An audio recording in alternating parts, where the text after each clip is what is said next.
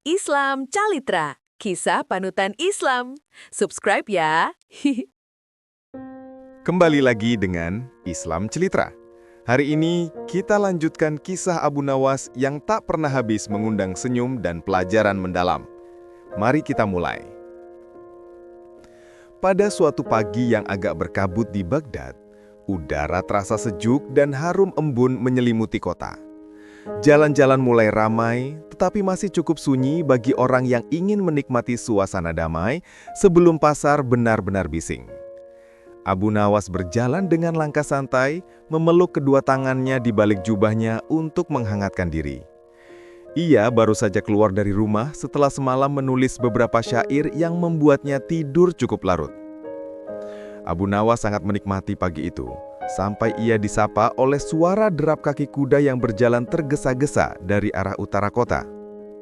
Ketika ia menoleh, ia melihat sebuah kereta kerajaan yang dihiasi ukiran emas dan kain merah beludur. Kereta itu sangat mudah dikenali siapa pemiliknya. Bahkan dari kejauhan, orang tahu bahwa itu milik Raja Harun al-Rashid. Kereta berhenti tepat di depan Abu Nawas. Dua prajurit turun dan memberi hormat.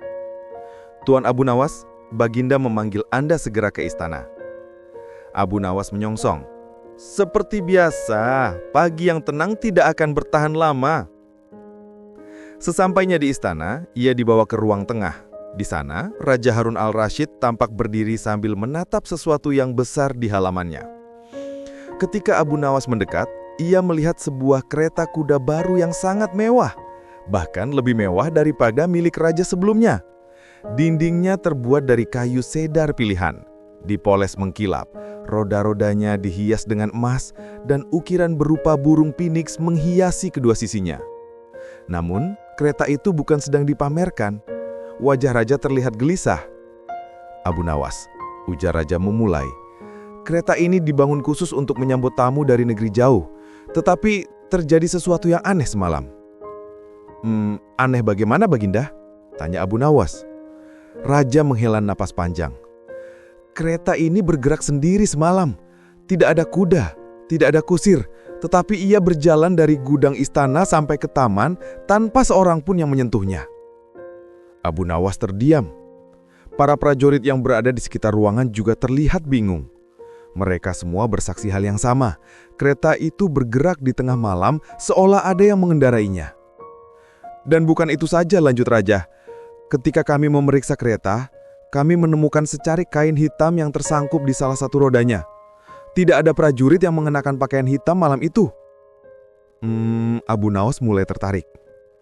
"Boleh hamba melihat kain itu?" Raja menyerahkan kain berukuran kecil, tampak seperti robekan dari pakaian seseorang. Teksturnya sedikit kasar, seperti pakaian yang sering dipakai orang bekerja di luar ruangan. "Hamba juga ingin melihat tempat kereta disimpan dan rute yang dilalui kereta itu semalam," kata Abu Nawas. Raja mengangguk. "Prajurit, antar ia." Gudang istana sangat luas. Disinilah kereta-kereta kerajaan disimpan, termasuk yang lama dan yang baru. Abu Nawas berjalan mengamati lantai, dinding, dan pintu masuk. Ia menemukan bekas roda yang jelas terlihat. Tetapi yang lebih menarik perhatiannya adalah jejak-jejak kaki manusia yang tidak beraturan. Jejak itu tampak seperti orang berlari, satu kaki dalam jarak yang lebih jauh daripada biasanya, seolah ia sedang terburu-buru. Namun ada hal yang janggal. Jejak itu hanya satu. Jejak kaki lainnya seperti tidak terlihat. Seperti orang yang pincang atau memakai satu sepatu, gumam Abu Nawas. Ia mengikuti jejak itu hingga keluar dari gudang menuju taman. Dan di sana, ia menemukan sesuatu yang tidak ia sangka. Sebuah tumpukan jerami tampak di dekat salah satu pohon.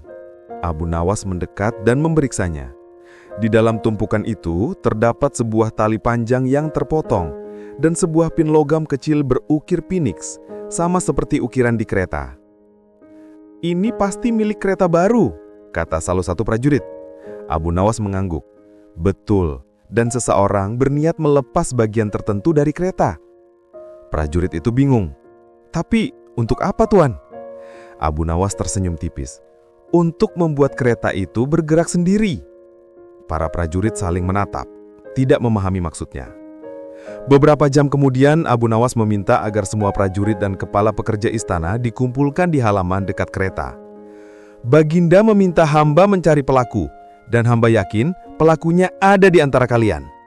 Suasana tiba-tiba hening. Abu Nawas menunjuk ke kereta itu. Semalam, seseorang melepas tali pengikat pegangan roda, kemudian menarik kereta dengan alat seperti semacam magnet atau kayu panjang dari tempat gelap. Ia membuat kereta itu tampak bergerak sendiri. Salah satu prajurit protes. Tapi Tuan Abu Nawas, tidak ada orang yang bisa menarik kereta sebesar ini sendirian. Betul, jawab Abu Nawas cepat. Kecuali ia tidak menarik kereta dari depan, melainkan menggulirkannya dari belakang roda setelah melepas pin penghukungnya. Sebagian orang mulai paham. Abu Nawas lalu mengangkat kain hitam yang ia temukan. Kain ini milik seseorang yang bekerja di area istana. Seseorang yang pakaian kerjanya berwarna gelap. Dan jejak kaki di gudang menunjukkan seseorang yang hanya memakai satu sepatu. Abu Nawas memandang ke arah seorang pria yang berdiri agak jauh. Wajahnya pucat dan ia menunduk seakan ingin menghilang. Pelakunya adalah pengurus gudang kereta. Pria itu langsung jatuh berlutut. Ampun Tuan, saya tidak bermaksud mencelakai siapapun. Saya hanya ingin menguji sistem baru yang saya desain, semacam mekanisme dorong dengan beban terbalik. Saya ingin mengusulkan ini kepada Baginda sebagai ide baru untuk menggerakkan kereta tanpa kuda, tetapi saya takut tidak diizinkan mencoba. Raja yang mendengar hal itu langsung menghela nafas. Mengapa kau tidak bicara saja sejak awal? Pengurus gudang itu menangis. Hamba takut dimarahi Baginda. Raja mendekat, meletakkan tangannya di bahunya. Idemu mungkin gila, tetapi tidak semua ide gila itu buruk. Raja menatap Abu Nawas. Dan lagi-lagi, engkau memecahkan masalah dengan melihat hal-hal kecil. Abu Nawas tersenyum sambil membungkuk. Kadang petunjuk terbesar bukan suara besar, melainkan jejak kecil yang ditinggalkan. Raja menepuk bahunya. Sebagai hadiah, bagaimana kalau sarapan bersama lagi? Aku mendengar dapur baru saja membuat roti manis yang luar biasa. Abu Nawas tertawa. Hamba tidak bisa menolak roti manis Baginda. Dan seperti biasa, kisah berakhir dengan tawa dan sarapan hangat antara raja dan penasihat paling cerdiknya, sambil konsep kereta tanpa kuda menjadi bahan pembicaraan baru di Istana Baghdad.